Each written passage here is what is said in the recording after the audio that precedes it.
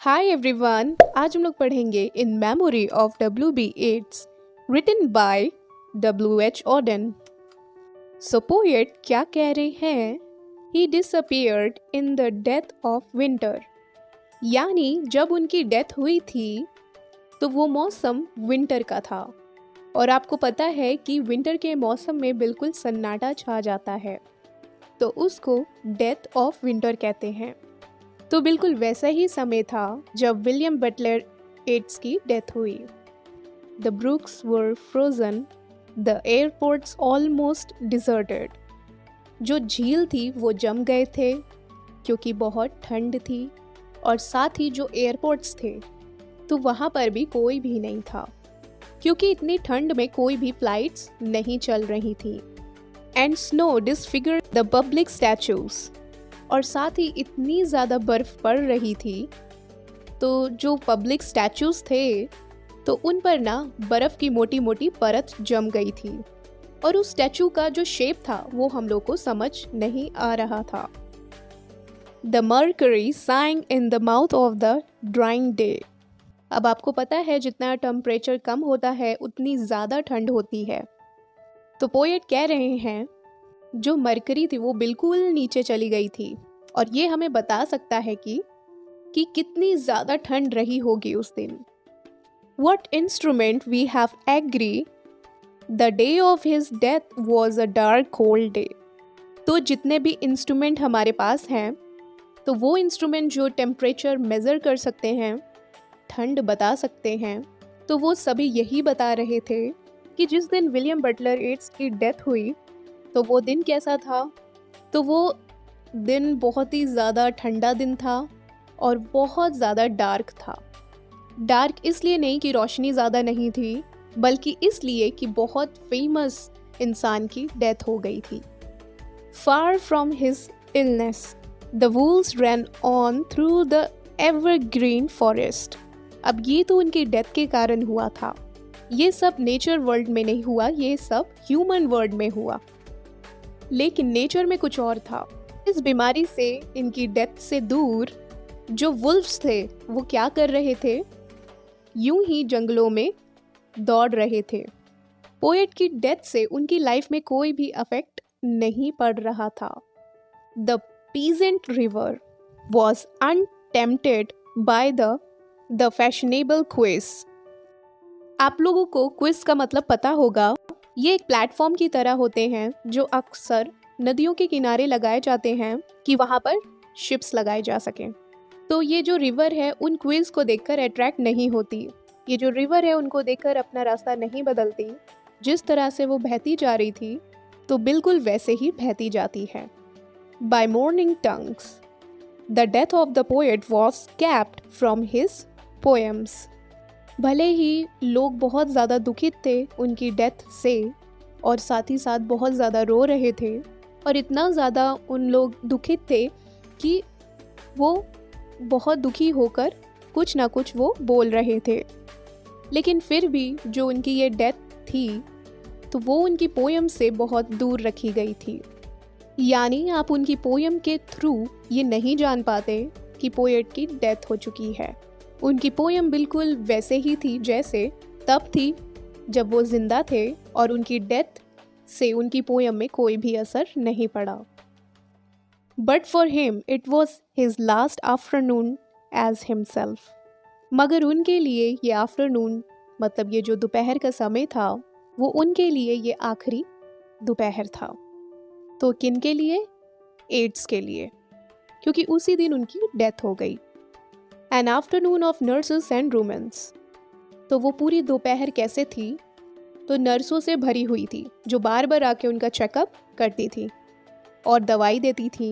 And रूमेंस यानी झूठी खबर, अफवाहों से भरी हुई। कहते हैं ना, नर्स बोलती है ना ऐसा कि उनको मेडिसिन देनी है, उनकी तबीयत बिगड़ रही है, उनकी तबीयत थोड़ी ठीक हो रही है। तो इसका मतलब यही है कि कुछ झूठी खबरें फैल रही थी। The provinces of his body revolted, यानी उनकी बॉडी के जो एक एक पार्ट थे वो काम करना बंद कर रहे थे। उनकी बॉडी, उनके जो ऑर्गन्स थे वो झेल नहीं पा रही थी। और उनके ऑर्गन्स काम करना बंद हो रहे थे। The square of his mind were empty, और उनके दिमाग के जो हिस्से थे वो खाली हो चुके थे, यानी शरीर के साथ धीरे धीरे उनका दिमाग भी काम करना बंद हो चुका था। साइलेंस इन्वेडेड द सबर्ब्स, जो शांति और जो सन्नाटा जो था तो वो उनके दिमाग में फैल गया। The current of his feeling failed, he became his admirers, और जो भी उनकी फीलिंग्स थी तो वो अचानक से रुक गई, यानी अचानक से पोएट की डेथ हो गई और उनका जो पहचान था यानी उनकी जो ज़िंदगी थी तो वो उनके एडमायरर्स में रह गई। उनके जो रीडर्स थे सिर्फ वो ही उन्हें अपनी पोएट्री के थ्रू जिंदा रख सकते थे। उनकी जो रियल बॉडी थी तो वो तो अब डेथ कर चुकी थी। Now he is scattered among 100 cities। अब वो काफ़ी शहरों में फैले हुए हैं अपनी पोएट्री के थ्रू, जहाँ जहाँ लोग उन्हें पढ़ रहे हैं तो वहाँ वहाँ वो फैले हुए हैं। And wholly given over to unfamiliar affections, तो पूरी तरह वो कहाँ पर डूबे हुए हैं? अनफैमिलियर एंड अफेक्शंस में, यानी वैसी फीलिंग्स जो वो खुद नहीं जानते। एक रीडर है जो उनकी पोयम को पढ़ते हैं और वो नहीं जानते कि उनकी पोयम को पढ़कर वो क्या सोचेंगे। अब जो रीडर है उसका इमोशन और उसकी जो फीलिंग है तो वो अब जाने जाएंगे। To find his happiness in another kind of wood, तो वो अपनी खुशी कहाँ ढूंढेंगे? तो वो एक दूसरी दुनिया में, और दूसरे के नज़रिए से उनकी खुशी देखी जाएगी। And be punished under a foreign code of conscience, और साथ ही उन्हें पनिश भी किया जाएगा एक दूसरे किस्म की तरह। यानी जब कोई रीडर उनकी पोयम को पढ़ेगा तो वो ऐसे समझे कि पोएट अपने पोयम के थ्रू क्या बताना चाह रहे हैं, और वो कभी पोएट की बात को पढ़ते टाइम भी नहीं समझे।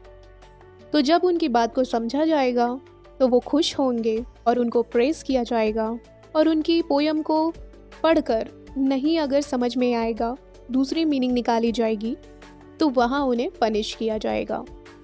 The words of a death man are modified in the guts of the living, और जो मरे हुए इंसान के जो शब्द हैं कि उनकी जो पोएट्रीज़ हैं तो उनको बदला जाएगा। तो किसके थ्रू? तो उन लिविंग्स बीइंग्स के थ्रू, तो जो उनकी पोयम को पढ़ेंगे। यानी अब उनकी पोयम वही होगी जो उनके रीडर्स पढ़ेंगे और समझेंगे। But in the importance and noise of tomorrow, when the brokers are rolling like beads on the floor of the boroughs। अब यहाँ पर पोएट कह रहे हैं हाँ उनकी डेथ हो गई और उनकी पहचान बदल गई और बहुत कुछ हुआ उनके साथ, लेकिन उनकी जो डेथ है ना वो हम लोग को इतना भी अफेक्ट नहीं करेगी। हम आज भी अपनी लाइफ को वैसे ही जिएंगे, अगली सुबह वैसे ही शोर भरी होगी और लोग अपने ही कामों पर वैसे ही जाएंगे जैसे वो जाते थे। And the poor have the sufferings to which they are fairly accustomed। और जो गरीब लोग हैं वो फिर से परेशानियां झेलेंगे जैसे वो पहले झेलते थे, और वो परेशानियां जो उनके वो हिस्से की हैं। यानी पोएट कह रहे हैं कि जो गरीब लोग हैं उनको तो परेशानियां झेलनी ही पड़ती हैं। तो पोएट जिंदा रहे या ना रहे तो इससे उनकी लाइफ में कोई भी चेंज नहीं आएगा। And each in the cell of himself is almost convinced of his freedom। यानी हर एक इंसान जो अपने शरीर में जो कैदी है तो वो कन्विंस्ड है, यानी वो आज़ाद है। किसी को लगता है कि वो फ्री है जबकि वो अपने ही शरीर में कैद है।